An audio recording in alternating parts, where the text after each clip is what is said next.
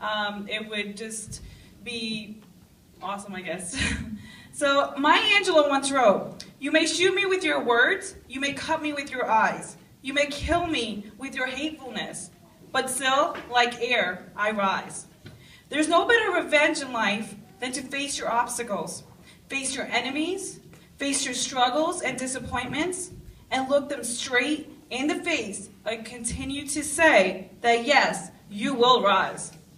Now I'm going to stand here today, now I'm not going to stand here today and say that overlooking your obstacles in life is the easiest thing to do. It's not. It takes a lot of inner strength, a lot of tears that probably need to be wept first, that many thoughts of giving up before we can finally say, no, I am not the problem. I am the solution of the problem. Since childhood, we have been programmed to cry over situations and things not happening our way. We are used to adopting a stubborn nature and forcing something to go our way, never once thinking if it's good for us or not. We easily tread towards a path of giving up when things seem to go downhill for us. And on our way down that path of regret, sorrow, disappointment, we bring the world of blame with us on this road of disappointment. How easy it is for us to blame others of where we are today. Forget others. We don't waste a minute to even blame God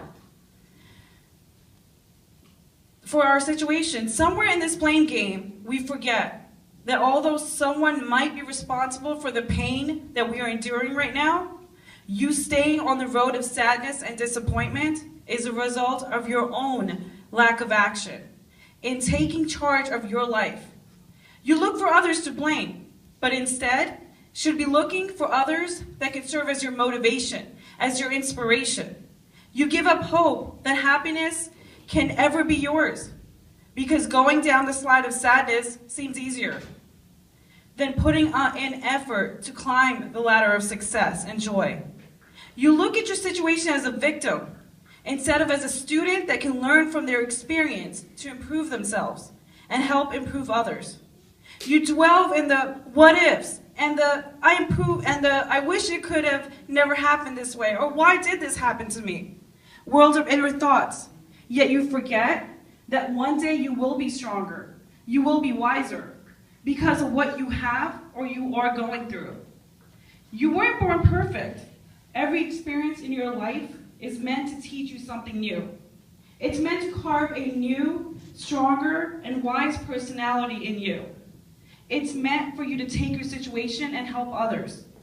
You seek your Superman inside, and you seek your Superman to save you. You look around for that Superman. Where is he? Where is she? I need to be saved. But you forget that inside of you is your own superhero. And it's time you recognize the ability, the superpower that you hold inside of you to help your present and your future. You have the power to get up tomorrow and say, I will no longer live a life of tears and regret. What has happened has happened. I will no longer remain a victim. I will rise, and I will carve my own path towards a happiness that awaits me, the happiness that I have a right to, the happiness that is waiting for me to recognize it. Life isn't always about a yummy box of chocolates. Sometimes you'll have a bitter taste of life, but it's up to you. Will you allow it to leave you bitter? Will you allow a bitter taste in your mouth? Or will you go back to the sweetness of the chocolate and understand that life is more beautiful, more tasteful than you ever imagined? You can focus on the things you can't change, but your superpower will only come out when you take the step to focus on the steps you can, wait, I just repeated myself, on the steps that you need to take to move forward. You, your life, your time are too precious to be wasted crying over spilled milk.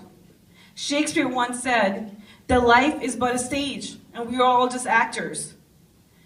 The question is, will you take the role of the victim or the survivor that decided to take the world in their hands and fill it with inspiration, motivation, happiness, and faith that every obstacle is a step for you to move further up towards a level of understanding and smiles that can be seen from miles away.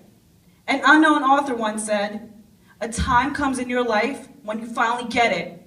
When in the midst of all your fears and insanity, you stop dead in your tracks and somewhere the voice inside your head cries out, enough. Enough fighting and crying and blaming and struggling to hold on. Then like a child quieting down after a tantrum, you blink back your tears and begin to look at the world through new eyes. That moment becomes your awakening. And I hope that you find your awakening soon. And once that awakening enters your life, don't waste another minute in regret and sorrow and disappointment. Once you find your awakening, it's time to restart your life in the direction of smiles, inner peace, and happiness that you hold the right to. You hold the wheel to your life, and only you decide which way you're going to steer the car of life you're driving. Will it be towards the downhill battle of cries? Or will you awaken to a new sense of life and understanding and make that U-turn now towards the road of happiness that you so deserve? I hope that my words have somehow inspired you, motivated you, and this is just a little example of why the title of my book coming up is This Is Your Awakening, Restart Your Life. Thank you.